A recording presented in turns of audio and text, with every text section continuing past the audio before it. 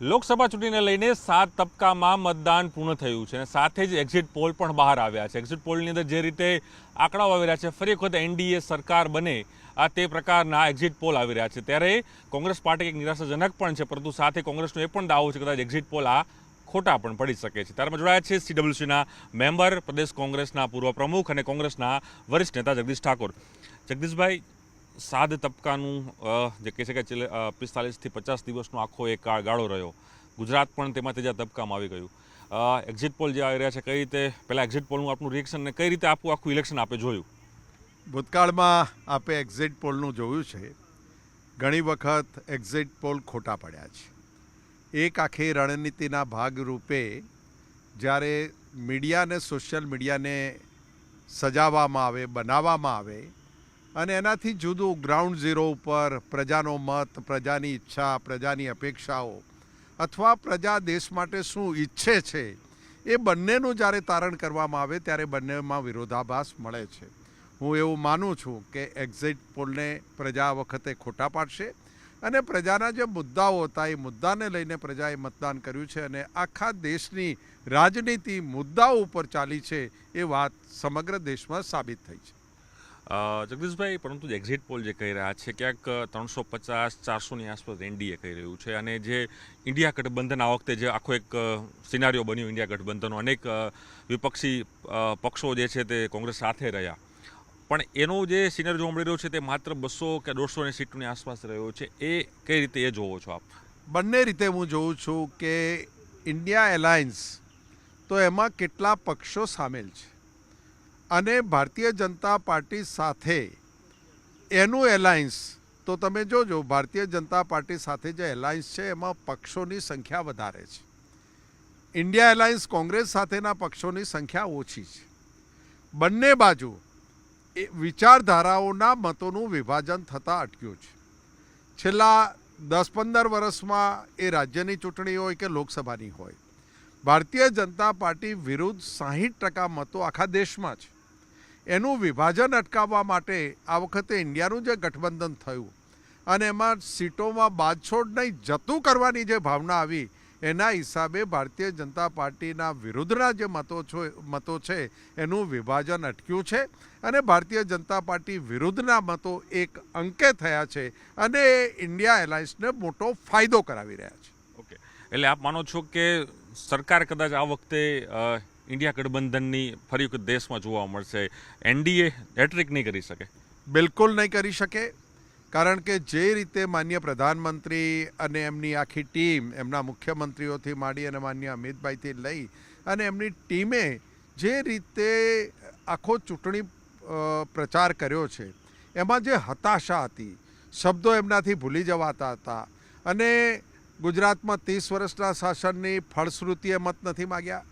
દેશમાં 10 વર્ષથી ભાજપની સરકાર છે, એના કાર્યક્રમો કે એના કાર્યો ઉપર એમણે મત નથી માગ્યા. એ જ જૂની ઘસાયેલી કેસેટ હિન્દુ, મુસલમાન, પાકિસ્તાન, હિન્દુસ્તાન અને દેશના પ્રધાનમંત્રીને શોભે નહીં એવા શબ્દો જ્યારે જાહેર સભામાં એમના મોઢામાંથી નીકળ્યા છે ત્યારે પ્રજા પર હતાશ થઈ છે કે આમને આપણે ફરીથી સત્તા આપવી છે. જેમને આપણે સત્તા આપી એની પાસેથી એ કામ કરીને કામ કર્યા ઉપર મત માગશે, પણ એવી કોઈ વાત નથી કરવી. ને જે શબ્દ પ્રયોગો થયા છે એ શબ્દ પ્રયોગો પણ લોકોની માનસિકતા ઉપર અસર કરી છે અને પ્રધાનમંત્રી અને ભાજપને એ શબ્દોથી પણ નુકસાન થયું છે. વાત કરી ગુજરાતની, જગદીશભાઈ, આપ ગુજરાતના પ્રદેશના પૂર્વ પ્રમુખ પણ રહી ચૂક્યા છો, હાલ સીડબ્લ્યુસીના મેમ્બર છો. ગુજરાતનો સિનારીઓ એક્ઝિટ પોલમાં કંઈક અલગ રીત, ફરી ગુજરાતમાં એ જ થયું કે 26 બેઠકો મળી શકે છે ભારતીય જનતા પાર્ટીને. એમાં આ વખતે ગેપ કોંગ્રેસ પાર્ટી પાડી શકશે આ વસ્તુમાં?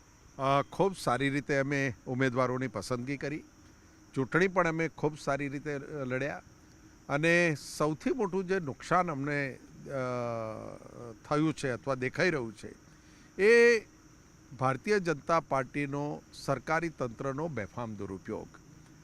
એ અસામાજિક તત્વોને ચૂંટણીના મેદાનમાં ઉતાર્યા, લોકોની પેરોલો કરવામાં આવી, પોલીસ તંત્ર ધાક ધમકીથી માંડી અને કોઈ કસર ના છોડી.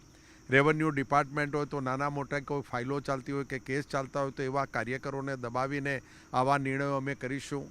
ડેરીઓ જે હતી કે સહકારી સંગઠનો હતા એમાં પણ ક્યાંક અમારા નાના મોટા કાર્યકરો હતા કે ગામ લેવલે ડેરીઓ હતી એને પણ ધમકી આપી તમારી ડેરીઓ બંધ થઈ જશે, સસ્તા અનાજની દુકાનોમાં ધમકીઓ આવી. એટલું મોટું ગુજરાતની અંદર ધમકીનું વાતાવરણ એમણે ઊભું કર્યું અને એ ધમકીના વાતાવરણની સામે કોંગ્રેસે ઉમેદવારોની પસંદગી સારી રીતે કરી.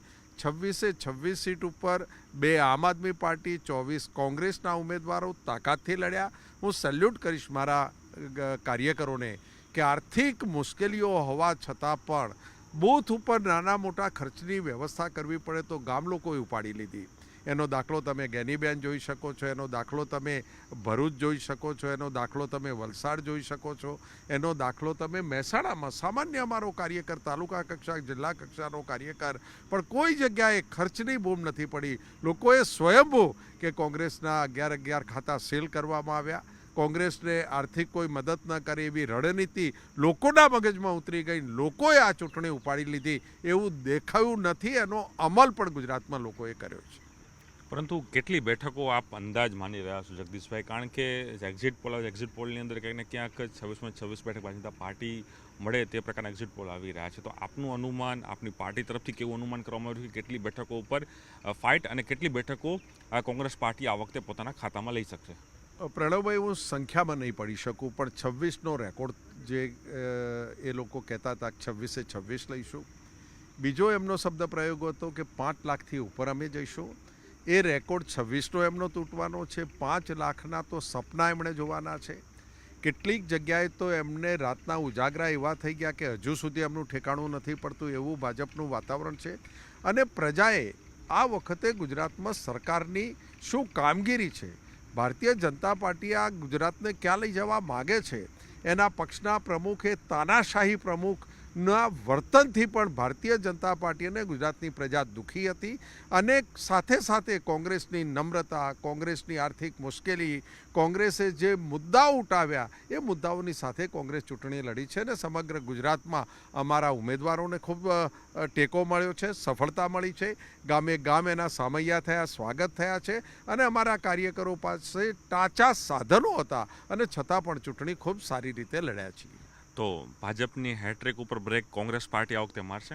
ચોક્કસ મારશે. અને જે કંઈ રાજ્યો આપ ગણી શકો, મહારાષ્ટ્ર, રાજસ્થાન, મધ્યપ્રદેશ, યુપી, બિહાર, જેમાં ગઈ વખતે અમારા ખાતા નહોતા ખોલ્યા, એવા રાજ્યોમાં પણ અમે ખૂબ સારી રીતે ઇન્ડિયા ગઠબંધનના ઉમેદવારોને જીતીને આવી રહ્યા છે એવું ચોક્કસ દેખાય છે. એટલે ગુજરાતમાં મારો પરિચય છે, ગુજરાતમાં પણ કદાચ કોંગ્રેસ પાર્ટી ખાતું આ વખતે ખોલી નાખશે. 2 ટર્મથી 14, 19 નહીં પણ 24માં કંઈક નવું. બિલકુલ નવું થશે અને લોકોના આશીર્વાદથી નવું થશે. લોકોનો ટેકો છે એટલા માટે નવું થશે. અને ટાંચા સાધનોથી કોંગ્રેસનો કાર્યકર જે એકાદ મહિનો ચૂંટણીમાં લડ્યો છે એની મહેનત આ વખતે રંગ લાવશે. પરંતુ બીજું એ પણ થાય જગદીશભાઈ કે જે એક્ઝિટ પોલ આવે કે કાર્યકર્તાઓમાં નિરાશા જોવા મળી રહી છે. કાર્યકર્તાઓનું થઈ રહ્યું છે કે કેમ સત્તા ઉપર ગેઇન કોંગ્રેસ પાર્ટી નથી કરી શકતી. કોંગ્રેસમાં નિરાશા કે ઇન્ડિયા ગઠબંધનમાં નિરાશા આવે એટલે તો એમણે 6 મહિના પહેલાં કહ્યું અબ કી બાર 400 પાર. કોઈ જગ્યાએ કોઈ રાજકીય પક્ષ નહીં રહે. મુખ્યમંત્રીઓને જેલોમાં નાખો, મંત્રીઓને જેલોમાં નાખો, ખોટી ફાઇલો ચાલુ કરો, ઈડી, ઇન્કમટેક્સ, સીબીઆઈ, પોલીસની ધોસ વધારી દો. આ દેશમાં લોકશાહી રહેવી જ ના જોઈએ. આ દેશમાં કોઈ રાજકીય પક્ષ રહેવો જ ના જોઈએ. આ દેશમાં માત્ર મોદીજી અને એમની ભારતીય જનતા પાર્ટીની નેતાગીરી સિવાય કોઈને રહેવાનો અધિકાર નથી. એવું છેલ્લા 2-4 વર્ષથી પ્રણવભાઈ ચાલી રહ્યું છે. અને આ વાત પણ હું જ્યારે બોમ્બે ગયો, મહારાષ્ટ્રના ચૂંટણી પ્રચારમાં ગયો, ગુજરાતીઓને મળવાનું થયું ત્યારે એક શબ્દ એમના મોઢામાંથી નીકળતો હતો, જગદીશભાઈ અમે કોંગ્રેસને નથી માનતા પણ યાર ભાજપ હદ કરી રહી છે. આવી લોકશાહીને ખતમ કરવાની વાત તો ન ચાલે. ભણેલો ગણેલો ભારતીય જનતા પાર્ટીનો મતદાર પણ જે રીતે તાનાશાહી અને વિપક્ષને ખતમ કરવાની વાત, વાદ વિવાદ અને લોકશાહીનું જે આ મોટું ઘરેણું કહેવાય છે હિન્દુસ્તાન, એને ખતમ કરવાની વાતથી લોકો અસંમત છે. એનો ફાયદો પણ કોંગ્રેસને મળશે. મારો છેલ્લો સવાલ, ઇન્ડિયા ગઠબંધનની કેટલી બેઠકો, ગુજરાતમાં કોંગ્રેસની કેટલી બેઠકો? મેં કહ્યું ને ગઈકાલે 1 તારીખે અમારી ઇન્ડિયા ગઠબંધનની જે મિટિંગ મળી એ મિટિંગ બતાવે છે કે મોટો આશાવાદ છે અમને. એ રિઝલ્ટના પહેલાં ઇન્ડિયા ગઠબંધનની મિટિંગ બતાવે છે કે સરકાર બનાવવા અમે જઈ રહ્યા છીએ. અને ઇન્ડિયા ગઠબંધનનો જે કોન્ફિડન્સ છે તમામ પાર્ટીના લીડર્સ અને કોંગ્રેસમાં ખડગેજી, રાહુલજી અને પ્રિયંકાજીથી માંડી અને બધાનો જે એક કોન્ફિડન્સ છે કે આ વખતે ભારતીય જનતા પાર્ટીની સરકાર બનતી નથી અને ઇન્ડિયા ગઠબંધનની સરકાર બને છે, એ અગોતરી મિટિંગ જ બતાવે છે કે સરકાર અમારી બની રહી છે. સરકારનું નેતૃત્વ કોણ કરશે? જ્યારે સોનિયાજીને દેશના પ્રધાનમંત્રી બનાવવા માટેનો મેન્ડેટ મળ્યો, સેન્ટ્રલ હોલનો એ સીન આપ જોઈ લેજો. 1 કલાક જદ્દોજહદ ચાલીને લોકોએ કહ્યું કે સોનિયાજી તમારે દેશના પ્રધાનમંત્રી બનવું પડશે અને આ મેન્ડેટ તમારા નામથી બન્યો છે. ત્યારે મનમોહનસિંહજીનું નામ કોઈએ સાંભળ્યું હતું? સોનિયાજી ઊભા થયા અને જાહેરાત કરી, હું પ્રધાનમંત્રી નહીં બનું, ડૉક્ટર મનમોહનસિંહ પ્રધાનમંત્રી બનશે. 10 વર્ષનો જે ઇતિહાસ, આખા વિશ્વની આર્થિક પરિસ્થિતિ ડામાડોળ હતી, આ દેશનું સોનું ગીરવે મૂકી આવ્યા હતા. 7 દિવસ ચાલે એટલું પેટ્રોલ ડીઝલ આપણી પાસે હતું અને એ વખતે દેશનું નેતૃત્વ કરવાવાળા ડૉક્ટર મનમોહનસિંહજી આવ્યા અને દેશને કઈ ઊંચાઈ ઉપર લઈ ગયા એ જોયું છે. ઇન્ડિયા ગઠબંધનમાં એક નહીં અનેક નામો પ્રધાનમંત્રી બની શકે એવા છે. મૂળ મુદ્દો એ છે કે અહમ છોડીને જ્યારે રાજકીય પક્ષોને દેશની સેવા કરવા માટે લોકો જોડાય છે, જતું કરવાની ભાવના સાથે જોડાય છે, ત્યારે કોઈ પણ વ્યક્તિ પ્રધાનમંત્રી બને એ અગત્યનું નથી, એના વિચાર સાથે દેશને ચલાવે છે એ અગત્યનું છે. સામા પક્ષે માન્ય મોદીજી નહીં તો સરકાર જ નહીં, મોદીજી નહીં તો પછી ભાજપ જ નહીં, એવી માનસિકતા સામે દેખાય છે. અને આ બાજુ હું નહીં તમે બનો, પણ આપણે બધા ભેગા થઈને દેશને, લોકશાહીને બચાવવી છે, દેશના બંધારણને બચાવવું છે, દેશના પ્રશ્નો સાથે આપણે રાજનીતિ કરવી છે, એવો મોટો વર્ગ છે અને ચોક્કસ સફળ થશે. રાહુલ ગાંધી પ્રધાનમંત્રી બની શકે છે? મેં તમને કહ્યું ને કે રાહુલજી જ નિર્ણય કરશે એમને બનવું કે કોઈકને બનાવવા.